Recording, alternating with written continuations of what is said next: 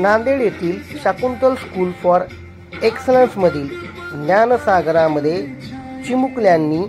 रामलला प्राणप्रतिष्ठाच्या अनुषंगाने आपल्या भक्तिमय भावनेतून